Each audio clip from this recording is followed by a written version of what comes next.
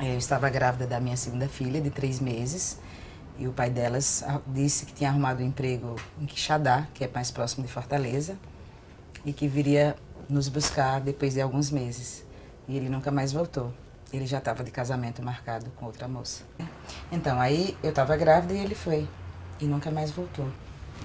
Aí quando a Priscila, essa menina que eu fiquei grávida, estava com 8 meses, estava muito difícil a situação, muito difícil. A única renda que a gente tinha era a aposentadoria da minha avó. Uau. Era um período de muita dificuldade, muita dificuldade. E chegou um dia que não tinha leite para as crianças. Não tinha nem leite. E a Fernanda era pequenininha e eu lembro que passavam os rapazes vendendo algodão doce, vendendo quebra-queixo. E ela pedia e eu não tinha dinheiro para comprar, e chorava eu, chorava ela. E eu lembro bem que um dos vendedores lá de algodão doce, quando ela foi pedir, né, criança, 2 aninhos, ele virou e falou assim: fala pra vagabunda da sua mãe arrumar um trabalho pra você não precisar pedir doce quando passar. No dia seguinte desse episódio eu fui na prefeitura falar com o prefeito, atrás de procurar emprego, né, na prefeitura. Que lá naquela época a gente conseguia falar com o prefeito, porque é uma cidade pequena. E ele falou pra mim assim: se você quiser trabalhar, vá pra São Paulo. Em São Paulo tem emprego, aqui não tem. Aí ele aconselhou você a vir? É. Aí eu falei assim: mas como eu vou pra São Paulo se em casa não tem nada? Eu vim aqui atrás de trabalho, porque a gente está numa situação que não tem nem leite para as crianças. Tenho 2 filhas, uma de 2 anos e outra de 8 meses. E eu não tenho como ir para São Paulo. Aí ele escreveu uma carta e falou: vá lá na rodoviária, no guichê da Itapemirim, que eles se dão passagem. Em São Paulo tem trabalho, aqui não tem. Se eu não arrumar trabalho, eu vou para prostituição, porque nunca mais as minhas filhas vão passar fome. Era essa a minha ideia. Nunca mais nenhum homem vai falar que eu sou vagabunda e nem minhas filhas vai precisar pedir nada para homem nenhum. Então era essa a minha ideia. Aí vim, sei que uma vizinha matou uma galinha, fez aquela farofa toda, um amigo me deu uma mochila. E todo mundo assim: nossa, como de uma hora para outra você resolve ir para São Paulo. Eu falei: eu vou e minhas filhas nunca mais vão passar fome. Nunca mais. Nem eu também vou precisar de homem nenhum para nada. E vim, foram 3 dias de viagem, aquele ônibus da Itapemirim. Aí chegou eu tinha saído de um calor de 40 graus. Quando chegou aqui, era mês de agosto. Era dia 15 de agosto de 87. Muito frio. Muito frio. Muito frio. Qual era a sua roupa? Um vestidinho, esses vestidinhos de chita. Você não sabia que aqui era frio? Não, Não tinha não nenhuma tinha noção. noção. Nem pensei nisso. E mesmo que soubesse, como é que eu ia trazer roupa de frio se a gente mal tinha para as coisas, Os básicos. o básico, né? E chegou no Tietê, já era a rodoviária Tietê nessa época, e todo mundo, cada um foi pro seu lado, né? E eu simplesmente sentei e chorei de frio, de fome, de tristeza, de saudade, de medo. Sentei e chorei. Fiquei horas chorando. Aí as moças da polícia feminina passaram e olharam. Fica tranquila, não precisa chorar mais, pega suas coisas, vamos lá na assistente social, lá no Tietê mesmo. Aí elas me levaram lá na assistente social no Tietê mesmo. Aí foi toda aquele interrogatório de novo que eu fui fazer, tudo isso, né? De onde você veio, o que está fazendo aqui, você quer voltar amanhã mesmo? Eu, não quero voltar. Aí eu sei que a assistente social chamava Cecília, eu me lembro até hoje, falou assim: senta aí, espera que quando for no fim da tarde a gente vai te levar para um albergue, onde ficam os moradores de rua, onde ficam as pessoas que não têm família. Por essa noite você vai ficar lá, amanhã a gente vê o que pode fazer. Aí elas me levaram para o CETREM, que é lá no Brás, Centro de Triagem do Migrante. E lá é muito organizado, lá assim, é muito organizado, muito limpo, os homens tem a separados das paróquia, mulheres, né? tem a paróquia. Aí lá eu tomei banho quente, eles me deram uma roupa de frio. Conhecia banho quente já? Não, porque lá faz 40 graus, não tem por que tomar banho quente, né? A gente tomava banho frio. Qual foi a sensação? Você ficou com essa sensação? Foi estranho, foi estranho. Aí tinha uma sopa muito boa, eu já estava 3 dias sem comer, né? Porque não conseguia comer de tanta tristeza. Tinha uma sopa muito boa, que nunca mais eu tomei outra sopa tão boa quanto aquela, roupa quente, e eu dormi lá. Era um domingo isso. Aí quando foi na segunda-feira, a outra assistente social lá do CETREM me chamou para conversar, eu expliquei toda a minha história de novo. Aí ela falou: você vai precisar trabalhar em casa de família, porque você não tem profissão, não conhece ninguém, e é melhor você trabalhar em casa de família, porque aí você trabalha e mora com os patrões. Naquela época era assim que funcionava, Era assim né? que funcionava. Mas você só vai vir muitas mulheres aqui atrás de moças para trabalhar nas casas delas, mas você só vai se elas pagarem de 3 salários mínimos ou mais. Menos que isso você não vai, que é a exploração. Ela me orientou direitinho, né? Aí eu lembro que eu fiquei lá no pátio junto com outras moças e chegou um monte de mulher rica. Aí a primeira coisa que fez, deixa eu ver os seus dentes. Né? E hoje eu sei que isso é racismo, é ranço da escravidão, mas pra mim naquela época, no desespero que eu tava, eu nem associava os fatos. Você abriu os dentes. Ah, você tem dentes bons. Nem parece que é do sertão, né? Tem todos os dentes. Aí ela falou assim que tava precisando para fazer todo o serviço da casa e ela pagava um salário mínimo. Aí eu falei que não, que era pouco. Ah, então deixa pra lá, foi embora. Aí chegou uma outra que também ficou me olhando assim como se eu fosse um bichinho de estimação, de extinção, né? E ofereceu 2 mínimos. Aí eu falei que não. Aí a terceira era a cópia fiel da Hebe Camargo. Lembra da Hebe? Era aquele estilo, até o cabelo assim, tipo panetone. Aquelas joias, aquele perfume enjoado Chanel número 5. Que hoje eu sei que é Chanel número 5. Mas na época eu só achei enjoada. Ela me ofereceu 3 salários e meio para ir trabalhar com ela. Aí eu fui. E era lá na Praça Pan-Americana. Uma mansão que era de uma quadra a outra, né? Fazia comida quando ela descobriu que eu sabia cozinhar. Nossa, que aí festa, aí eu não né? tinha mais sossego, né? Você, chegando lá, você escreveu para sua família? Então, vamos voltar um pouco. Só um pouco, para a gente poder entender como é que foi essa relação. Quando eu cheguei na casa dela, aquela mansão trabalho. enorme, eu tinha um quarto só para mim. Pela primeira vez eu tinha um quarto só para mim. Junto com a lavanderia, obviamente, Obviamente, né? sim. Aí eu contei toda a minha história para ela, o que tinha acontecido, chorei muito. Aí ela falou assim, lá tem Banco do Brasil? Eu falei, tem. Aí ela falou, pois vamos fazer o seguinte, eu vou adiantar 3 meses de salário para você, que é o período de experiência. Se durante esses 3 meses você for continuar aqui, já está pago. Senão eu arrumo uma outra casa de outras amigas e você pode ficar. Ela pagou, já adiantou. Aí ela abriu uma conta no Banco do Brasil para minha mãe e adiantou esses 3 meses de salário, porque ela falou, criança não pode passar fome, né?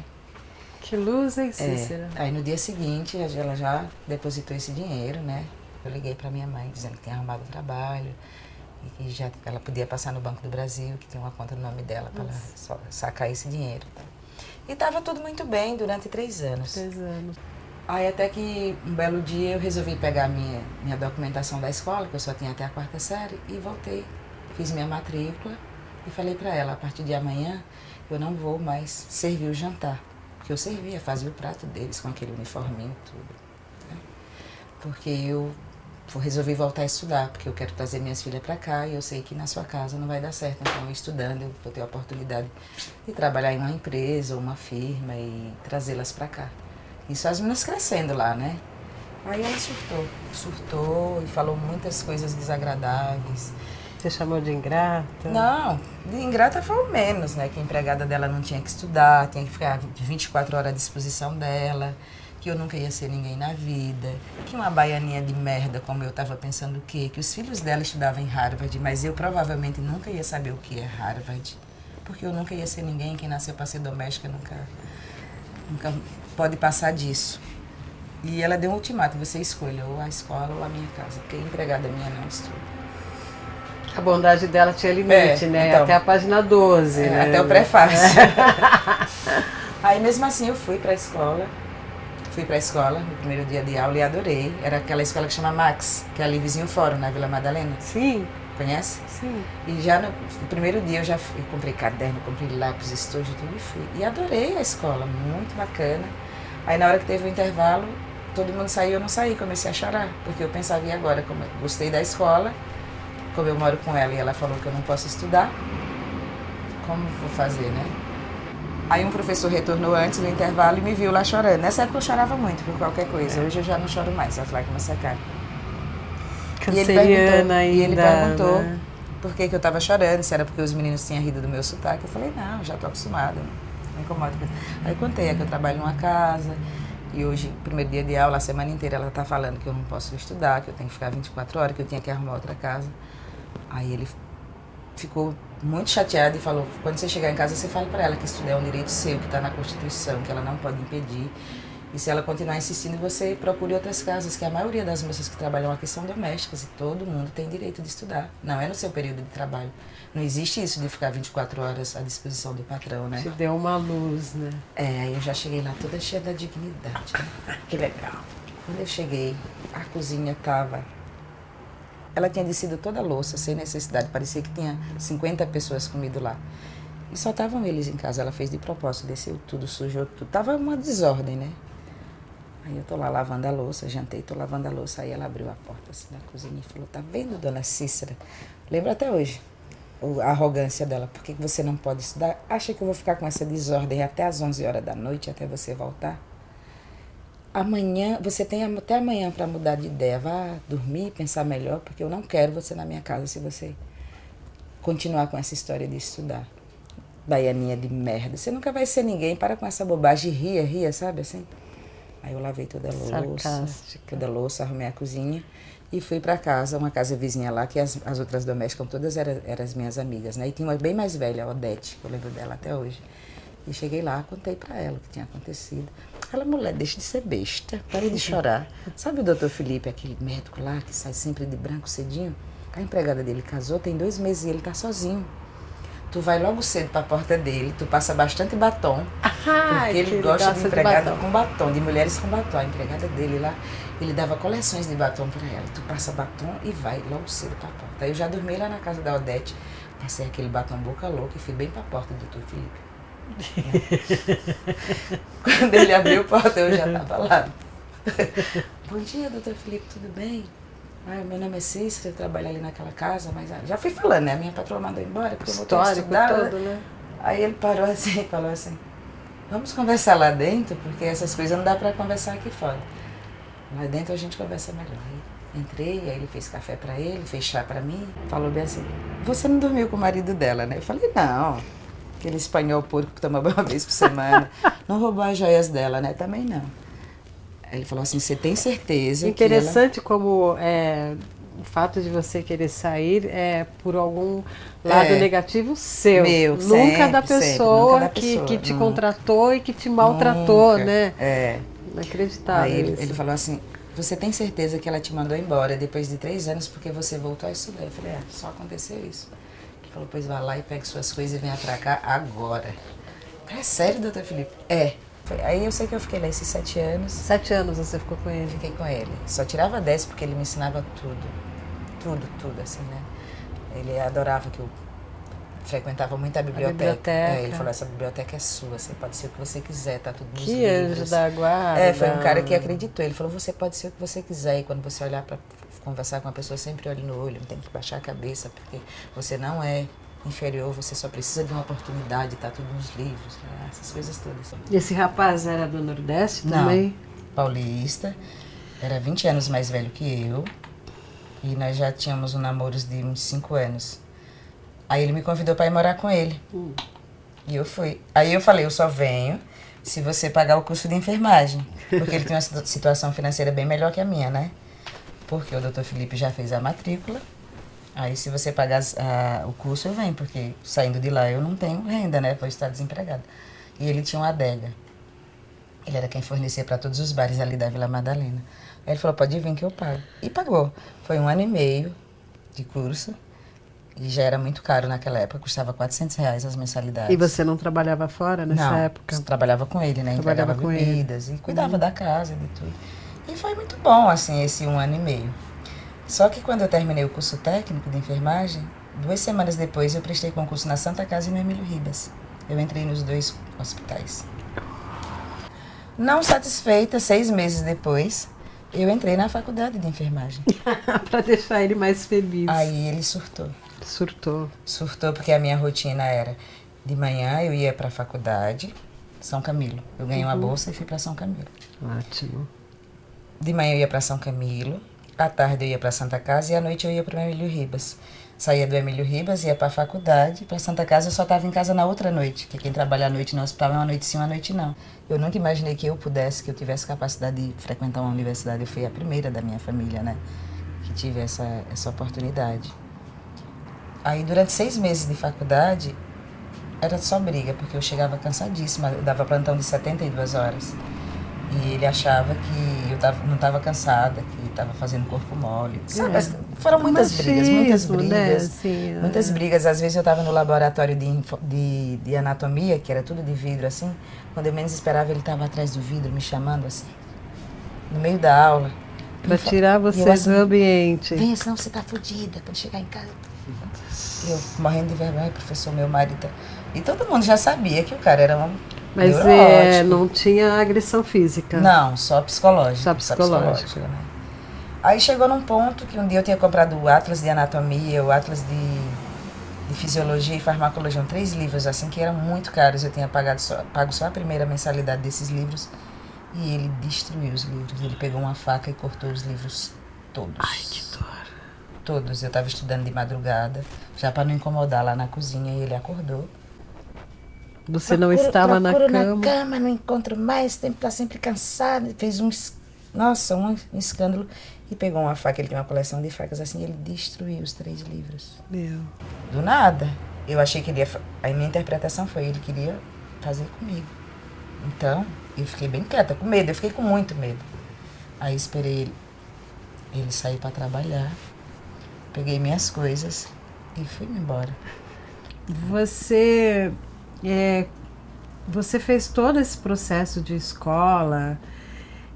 Como é que é São Paulo para você? Quando você chegou aqui, como é que você viu essa São Paulo? Porque aí teve uma mudança, as coisas foram acontecendo. Mas você chegou, a cidade era fria, chuvosa, não tinha isso, não tinha aquilo. A cidade era racista porque você trabalhou com pessoas racistas, você teve contato com o racismo na pele. E como é que a cidade te tratou quando você foi... A cidade no geral, assim, nas relações com os amigos, nas relações com os empregadores, como é que a cidade te tratou, essa Cícera, que já não era a Cícera do sertão, que era uma nordestina, que veio, transformou a sua história? No princípio, as pessoas me hostilizavam.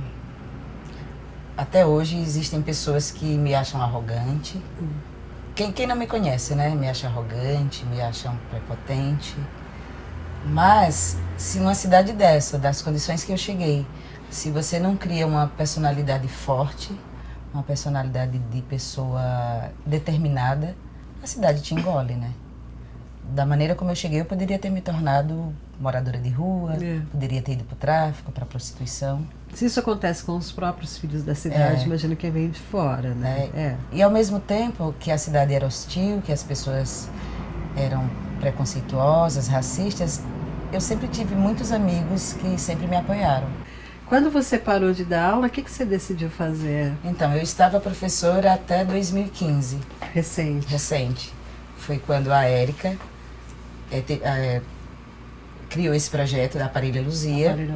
E nós somos amigos há muitos anos. E quando ele criou a Luzia, ele falou, a cozinha é sua.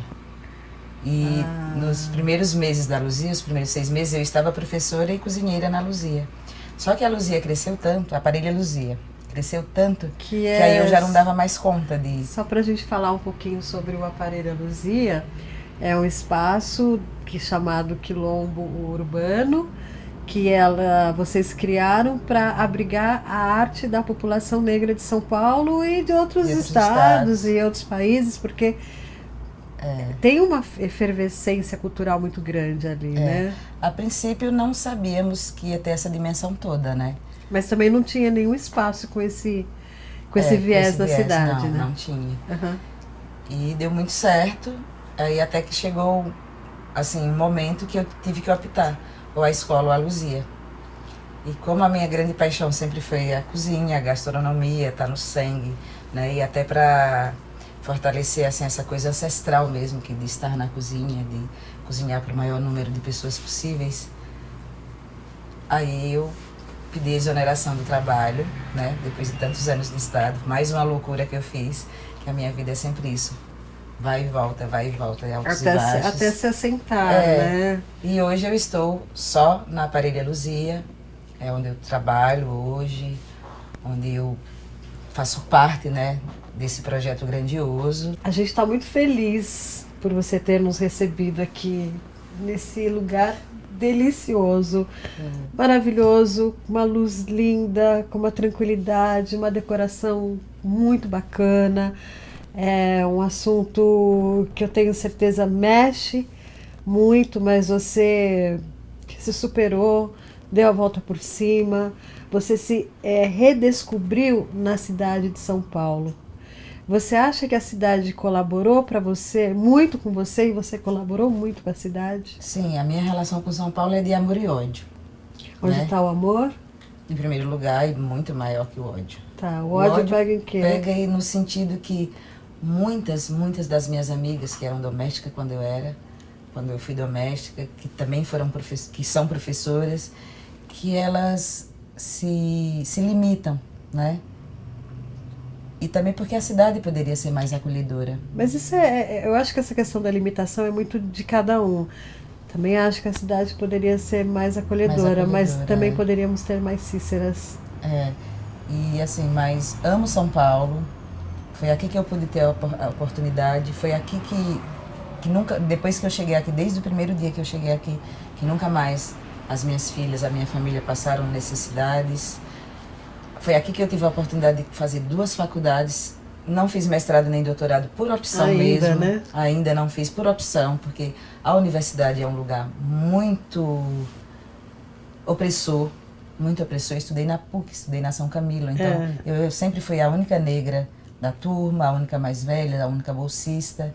Tenho inimigas até hoje. Com cabelos coloridos, com a cabeça raspada. Tenho inimigas dessa época até hoje. Problema delas. Mas assim, amo São Paulo. Conheço várias cidades do Brasil, mas eu sempre volto pra cá. É seu ninho? É meu ninho, assim. Você mora na cidade, no lugar da cidade que é emblemático, né? Na Avenida São João. Conhecida no mundo inteiro. No mundo inteiro. Por conta da música do que Caetano, Sampa, né? E tem, acho que tá no imaginário de muita gente que vem de todos os cantos, assim, dá um pisar na Avenida São João. São João. Maravilha. E sempre morei por aqui, pelo centro mesmo, já morei em várias ruas. Não tenho carro, não tenho casa, não tenho marido, mas tenho uma bagagem de vida, de história, de conhecimento das comunidades ribeirinhas, do Vale do Jequitinhonha, que eu acho que isso é muito mais que qualquer bem material. E a Trigo Semente é uma empresa que nos patrocina. Eu deixo esse pão para você, que eu espero que você deguste, que você seja feliz e ria desse momento aqui. Muitas pessoas vão conhecer a sua história. Vai estar no YouTube, a gente vai divulgar o máximo possível e vamos convidar os seus amigos para degustar mais esse prato de comida assim. Eu agradeço, estou assim muito emocionada, muito honrada por receber uma equipe tão profissional no meu cafofo, né? Nunca imaginei que fosse dar uma entrevista assim, contando as minhas besteiras, né? Besteira. E nós estamos muito felizes assim, de você abrir o seu cafofo, de você mexer nas suas emoções e tá aqui. Preta Sampa no YouTube. Nos visite.